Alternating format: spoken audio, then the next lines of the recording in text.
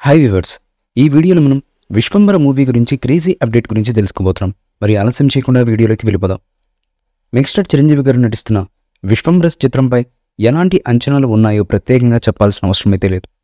చిరంజీవి గారి అభిమానులైతే విశ్వంబర చిత్రం జగదేక వీరుడు అతిలోక సుందరిని మించి ఉండాలని కోరుకుంటున్నారు. మెగాస్టార్ చిరంజీవి గారు నటిస్తున్నటువంటి విశ్వంబర చిత్రంపై ఎలాంటి అంచనాలు ఉన్నాయో ప్రత్యేకంగా చెప్పాల్సిన అవసరమైతే లేదు. చిరంజీవి గారి అభిమానులైతే విశ్వంబర చిత్రం జగదేక వీరుడు అతిలోక సుందరి మించి ఉంటుంది అనడంలో ఎటువంటి సందేహం లేదని ఇప్పటి నుంచే ఊహాగానాలను వ్యక్తం చేస్తున్నారు. అందుకు కారణం లేకపోలేదు.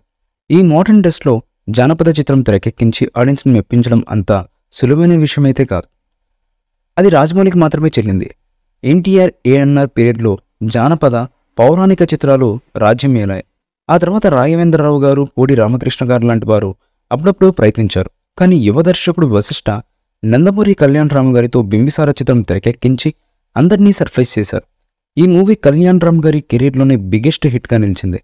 ఇప్పుడు వశిష్ఠ మెగాస్టార్ చిరంజీవి గారితో సోషియో ఫ్యాంటసీ చిత్రాన్ని దాదాపు 200 కోట్లకు పైగా భారీ బడ్జెట్తో తెరకెక్కిస్తున్నారు. దీంతో మెగా ఫ్యాన్స్ అంతా జగదేక వీరుడు అతిలోక సుందరి రేంజ్లో ఊహించుకుంటున్నారు. అయితే వశిష్ఠ మాత్రం ఊహించని షాక్ ఇచ్చారు. ఇప్పుడు ఆ మధ్య ఓ ఇంటర్వ్యూలో విశ్వంబర చిత్రం గురించి మాట్లాడుతూ ఆసక్తికరమైనటువంటి వ్యాఖ్యలు చేశారు ఆయన. సోషియో ఫ్యాంటసీ చిత్రం కావడంతో ఈ మూవీ రాఘవేంద్రరావు, కోడి రామకృష్ణ లాంటి వారి దర్శకుల స్టైల్లో ఉంటుందా అని యాంకర్ ప్రశ్నించారు. వాళ్ళ ప్రభావం మీపై ఎంత ఉంటుందని అడిగారు.